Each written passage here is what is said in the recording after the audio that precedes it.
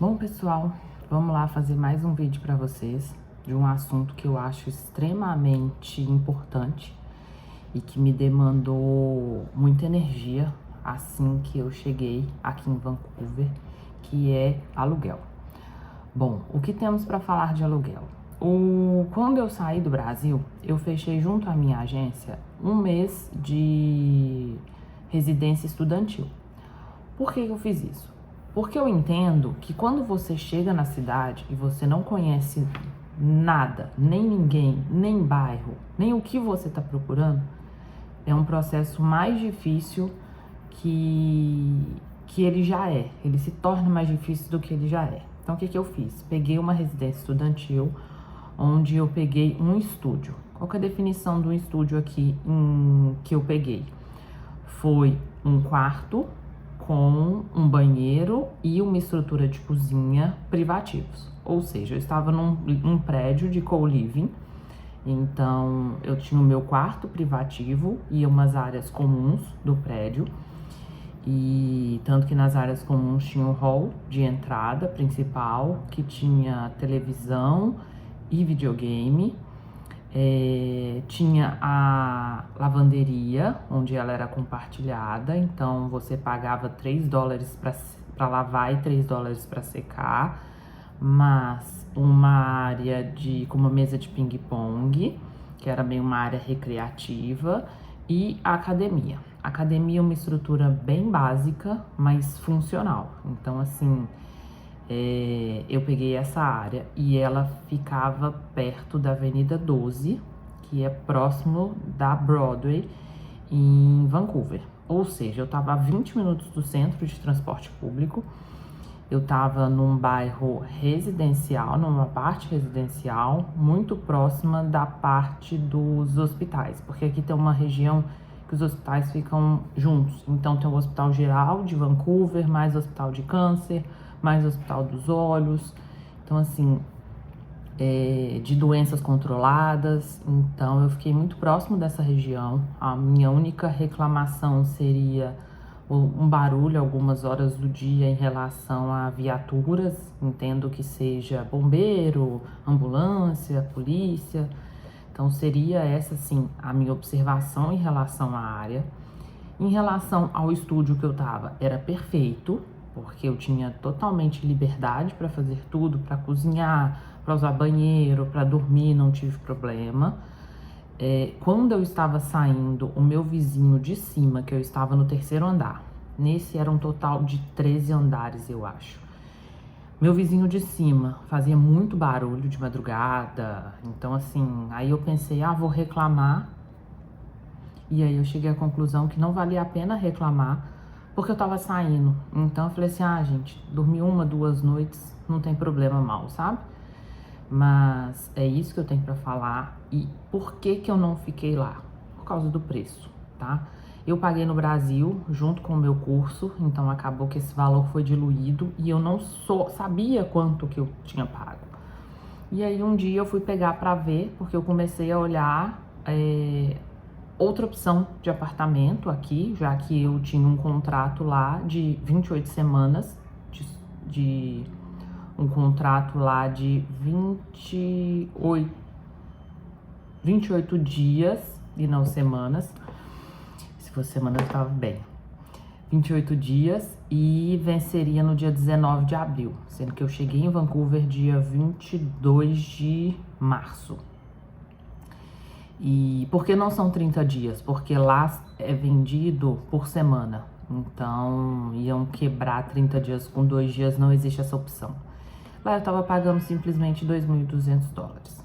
Não faça conversões, porque é surreal quando a gente converte pro real, mas eu tava pagando $2.200. Então, o valor é muito alto para mim, que acabei de chegar, que é aquela coisa, ou conforto, 100% de conforto e privacidade, ou valores. E aí eu priorizei os valores, porque neste momento eu não estou trabalhando.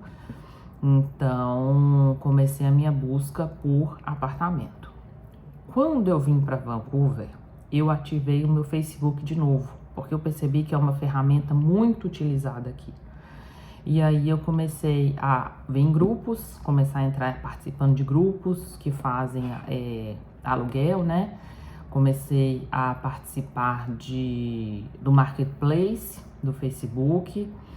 E foi uma busca, assim, durante umas 2 semanas, porque desde que eu cheguei eu já entendi, assim, preciso de me mudar. Então, nem que seja para estar mais perto da escola, para não usar transporte público, eu tinha que me mudar. E depois que eu vi o valor, foi tipo assim, eu preciso de me mudar mesmo. E aí o que acontece? Eu começo a procurar uma busca incessante, aí eu falo para onde eu vou. A minha região é muito boa. Eu comecei a caminhar em volta, né, do meu prédio para ver alguns valores. E aí eu comecei a ver valores, 2.600, 1.900. Eu falei, gente, ainda continua muito caro. E aí eu olhando, pegando a região aqui próximo de Vancouver, depois do centro, né? Eu achei em torno de 850 dólares, mais uns quase 120, 125 de transporte público. Eu falei, continua sendo quase 1.000 dólares. E aí eu falei, não, vamos tentar alguma coisa na região de downtown, onde eu já estudo e tem muitos restaurantes, né? Tem o estádio, então eu falei assim, a possibilidade de conseguir algum emprego, eu acho que é maior, tem muitos hotéis. Falei, então vou tentar concentrar minha busca em Vancouver, em downtown, e aí comecei a olhar, e aquela coisa, você olha, aí o preço tá tipo 1.000 e alguma coisa mais contas, então não é 1.000, você não sabe quanto vai ser efetivamente seus valores. Então, qual foi a minha estratégia? Até 1.000 dólares, porque já é muito dinheiro, mas mais ou menos com 1.000 dólares eu achava numa região próxima. Não achava, tipo, quando eu falo próxima, são bairros próximos que eu precisaria de pegar metrô. E aí, ou ônibus. E aí eu falei, não, eu prefiro abrir mão do transporte público e me locomover a pé, porque aqui na região faço tudo a pé, mas morar no centro. E aí eu vim visitar esse apartamento que eu tô hoje. Ele fica na mesma rua da minha escola, então eu tô muito próximo, eu tô te falando assim de 3 quarteirões que eu estou distante da escola, que pra mim nesse ponto é o fundamental, porque eu vou todos os dias nesse módulo, então isso já é mais fácil. Pra vocês terem noção, eu gasto, sei lá, 6 minutos pra escola, sabe? E aí, o único problema desse apartamento aqui é o quarto, que ele é muito pequeno. Ele é literalmente a cama, o tamanho de uma cama. Mas é aquilo, eu pago hoje pela localização. Como normal no Brasil, se a gente quiser morar muito bem, a gente vai pagar muito caro por isso. Então hoje eu tenho compartilhamento da cozinha, né? Essa daqui seria a sala e o banheiro.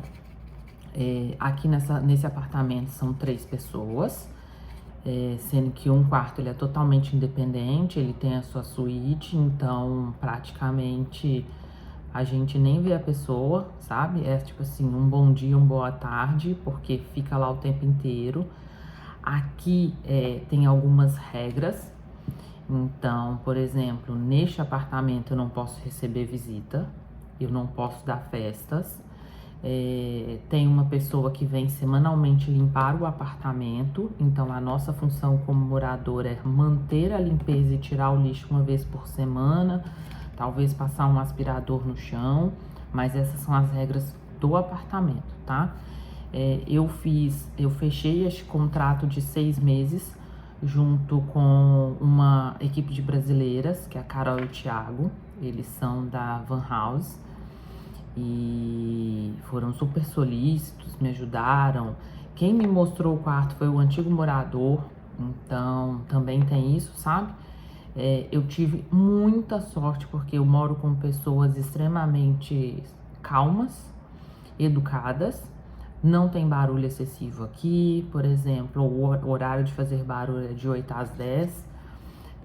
Mas cada um tem seu horário, cada um se respeita. Por exemplo, se eu tô na cozinha ali agora, ninguém chega na cozinha, mas a gente tem algumas regras. Por exemplo, assim que você come, você tem que deixar tudo limpo. Então a casa mantém-se extremamente limpa o tempo inteiro.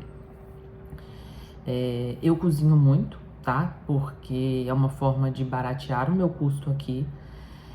Mesmo que o alimento comprando não estar barato no supermercado, sacolão, essas coisas, mas isso ajuda a reduzir um pouco os gastos. Então a parte da cozinha tem que ser extremamente funcional para mim.